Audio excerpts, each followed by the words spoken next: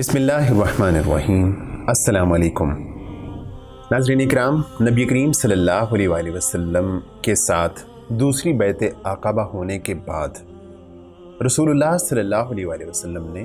मुसलमानों को मक्का से माइग्रेट करने की इजाज़त मरहमत फरमा दी थी। तो ऐसे में जब इजाज़त मिली तो बहुत सारे मुसलमानों ने मक्का से मदीना कूच करना चाहा, तो कुफ़ार ने उसमें बहुत सारी हर्डल्स, बहुत सारी रुकावटें खड़ी करना शुरू कर दी। और इस दौरान में कुर्बानी और ईसार के बहुत सारे वाक़यात रूनमा हुए सामने आए। अबू सलमा रज़ी अल्लाह अन्हो जो पहले मुहाजिर हैं, सबसे पहले हिजरत करने वाले हैं, उन्होंने जब हिजरत करना चाही तो उनके जो ससुराल वाले थे वो आए और आके कहने लगे कि तुम अगर हिजरत करना चाहते हो तो बड़े शौक़ से करो, जाओ मदीना चले जाओ, लेकिन तुम हमारी बेटी को साथ नहीं ले जा सकते। और उन्होंने उनकी अहलिया को उनसे छीन लिया। उसके बाद उनके अबू सलमा रज़ी अल्लाह अन्हो के अपने घर वाले आए और उन्होंने उनके ससुराल से उनका जो बेटा था उसको छीनना चाहा और कहने लगे कि ये जो अबू सलमा का बच्चा है, बेटा है, ये तुम्हारा नहीं, हमारा बेटा है, हमारा बच्चा है, तुम इसको जो है वो हमें दो। और ऐसे में इसी छीना झपटी में उस बच्चे का बाजू टूट गया और अबू सलमा रज़ी अल्लाह अन्हो अकेले ही अपने अहले खाना को छोड़ के मदीना चले गए। उनकी अहलिया उम्मे सलमा रज़ी अल्लाह अन्हा उनका मुसलसल इंतज़ार करती रहीं। वो रोज़ाना सुबह अब्ताह के मकाम पे आ जाती जहाँ पे ये माजरा रूनमा हुआ था और शाम तक वहीं बैठी रहती और अपने खामद का इंतज़ार करती रहती। ऐसे में जब एक साल गुजर गया तो एक शख्स आया और जब उसने देखा कि उम्मे सलमा मुसलसल इंतज़ार की कैफियत में है तो वो उनके घर वालों के पास गए और उनसे जाके कहा कि आप अपनी बेटी पे क्यों जुल्म कर रहे हैं, आप इस बेटी को, अपनी बेटी को अपने शोहर के पास जाने दीजिए। तो उन्होंने उसके बाद इजाज़त दे दी। उम्मे सलमा रज़ी अल्लाह अन्हा अकेली ही मक्का से निकली और मदीना का रुख कर लिया। जब वो तनईम के मकाम पे पहुंची तो आगे से उस्मान बिन अबू तलहा मिलते हैं, तो वो उनको साथ ले जाके मुशायत करते हुए मदीना के करीब छोड़ के वापस चले आए। हज़रत सुहेब रूमी रज़ी अल्लाह अन्हु ने जब मक्का से हिजरत करना चाही तो कुफ़ार मक्का उनके पास आए और आके कहने लगे कि जब आप यहाँ पे आए थे तो आपके पास कुछ नहीं था, मालो दौलत नहीं था, और आपने ये सारा माल, सारी दौलत है यहाँ बनाई है, तो अगर आप हिजरत करना चाहते हैं तो आप चले जाएं, लेकिन हम आपको जो मालो दौलत आपने यहाँ रह के कमाया है वो साथ ले जाने की इजाज़त नहीं दे सकते। तो हज़रत सुहेब रज़ी अल्लाह अन्हु वो सारा मालो दौलत और अपना घर बार छोड़ के, तन्हा और यकता और सब कुछ छोड़ के मक्का चले गए। जनाब अबू बकर सिद्दीक़ रज़ी अल्लाह अन्हु उन्होंने भी मक्का से जब हिजरत करना चाही तो रसूलुल्लाह सल्लल्लाहु अलैहि वसल्लम ने उनसे फरमाया कि आप कुछ अरसा इंतज़ार कीजिए, मुझे उम्मीद है कि अल्लाह ताला मुझे भी मक्का से माइग्रेट करने की इजाज़त मरहमत फरमा देगा। तो अबू बकर सिद्दीक़ रज़ी अल्लाह अन्हु रसूलुल्लाह सल्लल्लाहु अलैहि वसल्लम के साथ हिजरत करने के लिए और उनके इंतज़ार में मक्का ही में रुक गए। और वो सारा अरसा, जितना अरसा मक्का में रहे, उनके पास 2 ऊँटनियाँ थीं, तो उनको उन्होंने खूब चारा खिलाया और उनको हिजरत के लिए मुकम्मल तैयार किया। उनको बबोल के पत्ते ज़्यादा से ज़्यादा खिलाए और उनको मोटा ताज़ा किया। जब मुश्रिकीन ने देखा कि बहुत सारे मुसलमान मक्का से कूच करके मदीना जा रहे हैं और कुफ़ार मक्का ने यह भी सोचा कि मदीना में औस व खज़रज के 2 कबीले मौजूद हैं, अगरचे उनकी बहुत सारी जंगें हो चुकी हैं, लेकिन उनको पूरी तरह एहसास था कि उनके जो साहिब अक़ल लोग हैं, वाइज़ लोग हैं, उनको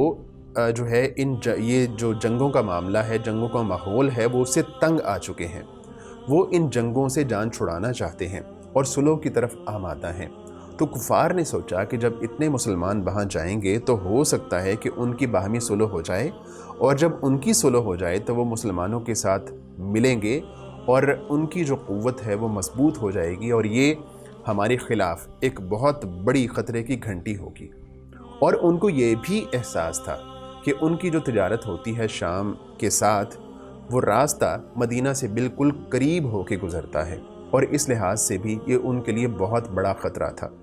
تو ایسے میں انہوں نے مل کے ایک مجلس قائم کی۔ اس مجلس میں بہت سارے جو سرداران قریش تھے بڑے بڑے، وہ سب کے سب شریک ہوئے، کیونکہ ایک بہت خطرناک فیصلہ ہونے جا رہا تھا، اور وہ فیصلہ یہ تھا کہ نبی کریم صلی اللہ علیہ وآلہ وسلم کی دعوت کو جڑ سے اب کاٹ دیا جائے۔ اب کوئی اور چیز نہ سوچی جائے، بلکہ کوئی حتمی فیصلہ کر لیا جائے اور اس دعوت کو جڑ سے اکھاڑ دیا جائے۔ تو اس مجلس میں جو کفاران قریش موجود تھے، ان میں سے جو نمایاں نام ہیں وہ یہ تھے: ابو جہل بن ہشام، جبیر بن مطعم، طعیمہ بن عدی اور حارث بن عامر۔ جب یہ مجلس شروع ہونے لگی تو شیطان بھی اس مجلس میں موجود ہوا، اور وہ ایک عربی شیخ جلیل کی صورت میں اس مجلس میں آیا تھا۔ اور جب مجلس کا آغاز ہوا تو اس نے سب سے کہا کہ سب لوگ اپنی اپنی رائے دیجئے کہ ہم رسول اللہ صلی اللہ علیہ وآلہ وسلم کی دعوت کو معاذ اللہ کیسے ختم کر سکتے ہیں، ان کے وجود کے خلاف کیسی اور کون سی کوئی حتمی کارروائی کر سکتے ہیں۔ تو اس سلسلے میں سب سے پہلے جو ایک رائے ابو الاسود کی طرف سے آئی وہ یہ تھی کہ ہم یوں کرتے ہیں کہ رسول اللہ صلی اللہ علیہ وآلہ وسلم کو یہاں سے نکال دیتے ہیں اور کسی دور علاقے میں بھیج دیتے ہیں، اس کے بعد ہمارا اور ان کا کوئی واسطہ، کوئی تعلق، کوئی لنک نہیں ہوگا۔ تو اس پر شیطان نے کہا کہ نہیں، یہ رائے درست نہیں ہے، وہ اس لیے کہ تم جانتے ہو کہ اس کی بات کس قدر اچھی ہے، اس کی بات میں کتنی تاثیر ہے، وہ جہاں بھی جائے گا، جس بھی علاقے میں جائے گا، وہاں کے لوگوں کو، وہاں کے قبائل کو اپنے ساتھ ملا لے گا، اور جب وہ لوگ اس کے ساتھ مل جائیں گے، وہ جتھا بن جائے گا، تو وہ جتھا بن کے مل کے تم پر حملہ آور ہو جائیں گے۔ تو اس کے بعد ایک رائے ابو البختری کی طرف سے آئی۔ ابو البختری نے کہا کہ ہم یوں کرتے ہیں کہ رسول اللہ صلی اللہ علیہ وآلہ وسلم کو معاذ اللہ ایک کمرے میں بند کر دیتے ہیں، ان کو زنجیروں سے جکڑ دیتے ہیں اور ان کو اس کمرے میں قید رکھتے ہیں یہاں تک کہ معاذ اللہ ان کی جان نکل جائے، ان کی روح پرواز کر جائے۔ تو شیطان نے اس پہ کہا کہ جو ایک شیخ جلیل کی صورت میں مجلس میں موجود تھا، تو اس نے کہا کہ یہ رائے بھی درست اس لیے نہیں ہے کہ جب ہم رسول اللہ صلی اللہ علیہ وآلہ وسلم کو ایک کمرے میں قید کر دیں گے اور اس کے جو صحابہ اکرام ہیں، اس کے ماننے والے ہیں، جب ان کو پتہ چلے گا کہ وہ فلاں جگہ پہ قید ہیں تو وہ آئیں گے اور ان کو چھڑا کے اپنے ساتھ لے جائیں گے، اور پھر یہ بات بھی تمہارے لیے بہت بڑا خطرہ ثابت ہو سکتی ہے۔ اس کے بعد ایک رائے ابو جہل کی طرف سے آئی، جو کہ سب سے خطرناک، سب سے ہیبت ناک اور سب سے بری رائے تھی۔ ابو جہل نے کہا کہ ہم اس طرح کرتے ہیں کہ ہمارے جو بڑے بڑے قبائل کے لوگ ہیں، ہمارے قبائل کے جو تمام سردار ہیں، وہ سب مل کے رسول اللہ صلی اللہ علیہ وآلہ وسلم پر حملہ کریں گے اور ان کا خاتمہ کر دیں گے، ان کو جان سے مار ڈالیں گے، اور سب سردار مل کے حملہ کریں گے۔ تو اس کے بعد کیا ہوگا کہ جو بنو عبد مناف ہیں وہ ہمارے خلاف کوئی بھی کارروائی کرنے کی جرت نہیں کریں گے، اور جب ہم تمام سردار ہوں گے، تمام قبائل اس میں شریک ہوں گے، تو وہ تمام قبائل کے خلاف جنگ کے بجائے ان سے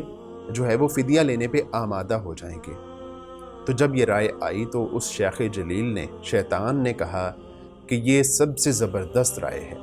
اور یہ رائے آنے کے بعد تمام سرداران قریش اس رائے پر متفق ہو گئے، تمام لوگ رضامند ہو گئے، اور رسول اللہ صلی اللہ علیہ وآلہ وسلم کو جان سے مارنے پر تمام لوگ جو ہے وہ متفق ہونے کے بعد اس مجلس کا خاتمہ ہو گیا۔ یہ مجلس ختم ہوئی، اور اس کے بعد انہوں نے رسول اللہ صلی اللہ علیہ وآلہ وسلم کے خلاف کس طرح اس اقدام کو، اس فیصلے کو جو ہے وہ ایک عملی جامہ پہنایا، اس پہ ہم بات کریں گے انشاءاللہ آئندہ ایپیسوڈ میں۔ ہمارے ساتھ رہیے، آپ سے ملاقات ہوگی انشاءاللہ اگلے ایپیسوڈ میں۔ ہمیں دیجیے اجازت، اللہ حافظ و ناصر۔